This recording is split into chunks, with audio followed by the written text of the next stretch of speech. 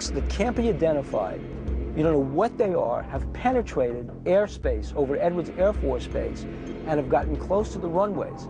Why haven't we dispatched planes? This doesn't happen very often. They were having to sort of explore it on the fly here as to what the regulations are, who had the authority to do what. So this is an unusual event. I would imagine back then it was just a fly by the seat of your pants type thing. I had no particular policy to go by or anything to tell me what to do. You had to make a decision and act on it. What these objects might be is still open for discussion.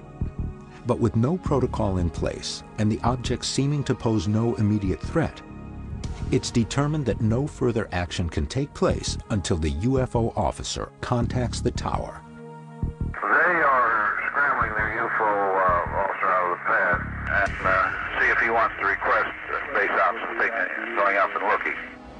In the radio transmissions and in the phone conversations, we suddenly find out, wait a minute, Edwards had a UFO officer? What did the UFO officer do? Was he looking for flying saucers? Well, even if he was not looking for flying saucers, but only in charge of whatever unknown objects were up there, still, this is breaking news, that despite all the denials of the Air Force, and I mean year after year they would deny that UFOs are real, they have a UFO officer. At 3 a.m., over 90 minutes after the initial sighting, the UFO officer contacts the tower and attempts to determine the origin of these objects with the Los Angeles Air Defense Sector. LADS has confirmed radar sightings from 5 different points around Edwards. You don't see any balloons out of Edwards? Any balloons? Yeah. Not that I know of.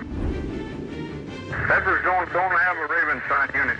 So I doubt if they didn't see anything, they wouldn't have no reason to. There's not any reason to send balloons. Not the weather section anyway. Out of Edwards, huh? No.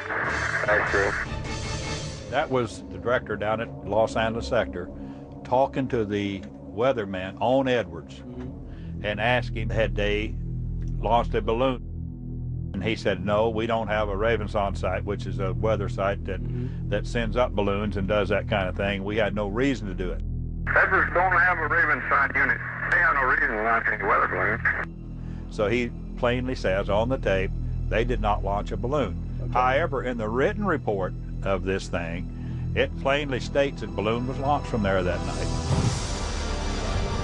In reality, it didn't happen, but it's in the classified written report.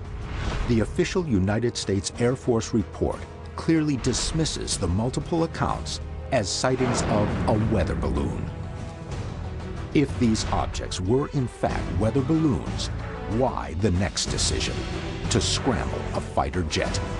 And what did that jet see? There was approximately 5 to 7 objects. They were quickly moving. They would be stationary for some time, then quickly move straight up.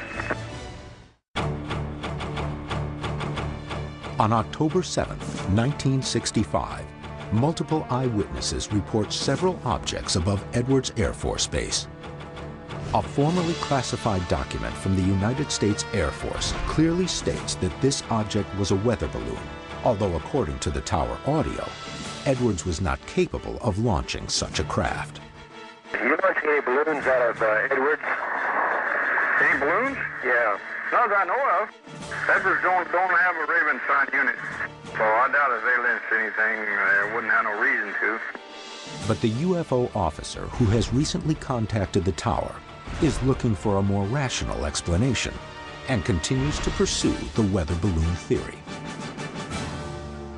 It's very hard for a balloon to go from north to south at a low altitude when I report the wind is out of the west at 2 knots. If the wind is out of the west and one of them was going north to south and then turned west, it'd be very difficult for a balloon to turn into the wind. So what we're saying here is they don't have the flight characteristics of a balloon. There's a report that no balloons were launched that night, and yet in the classified report, there's a report of a balloon that's being launched. In fact, according to the report, the objects are described as weather balloons 3 times, despite all the evidence to the contrary. And these kinds of weather balloons that they were looking for, are they typically lit? No. Do they have marking lights? No.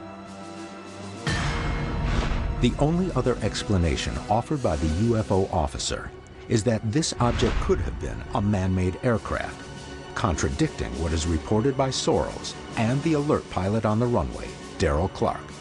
Sorrells makes his opinion known. The UFO officer saw this. He thinks it's an airplane. I do not. The UFO officer said it looked like an airplane to him. He is not a trained pilot. He is not a trained anything other than he was a UFO officer assigned to. I don't know what his normal duty was.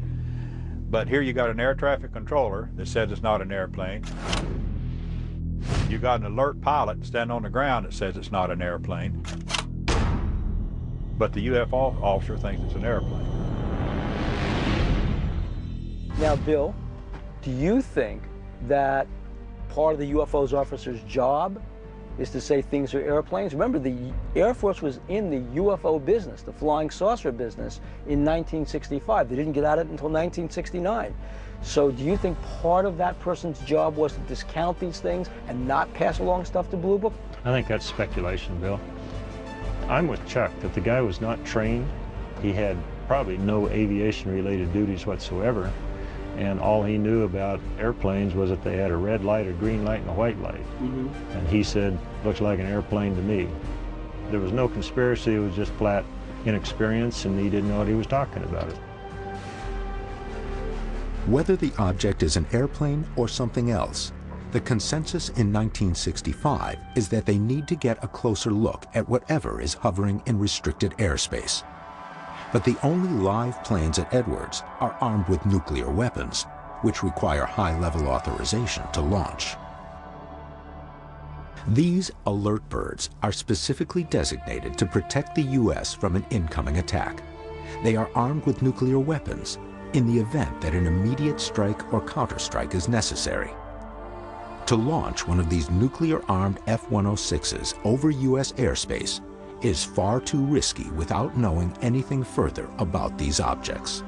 We can't use one of your alert birds, but do you have another 106? No, that's all we have. That's all you have. That's all we have is the 6 on alert. I suppose by this time it's getting on toward 4 o'clock in the morning. I imagine that it's been going on for 2.5, 3 hours by this time. But because the time the bird got up and got in position and tried to make a run on it, the things had risen in altitude, they had moved in their position, they weren't near as visible as they once were. Do you think that somebody was holding it back, or do you think this was normal procedure? Oh, this would be normal procedure because they didn't have a bird that was not armed, and they didn't have a pilot to fly it. We had one on greater than 1 hour, but I believe that's just because we don't have a pilot here for it. We'd have to have an authentication on the scramble with the weapon board. They couldn't take the alert guy in case he had to go with the alert bird. So they had to get an additional pilot that wasn't even on duty at the time. They had to go rack somebody out of the bed to get him down there to fly the airplane. Listen, on this bird is taking off. Is that a hot bird? No, he's not loading.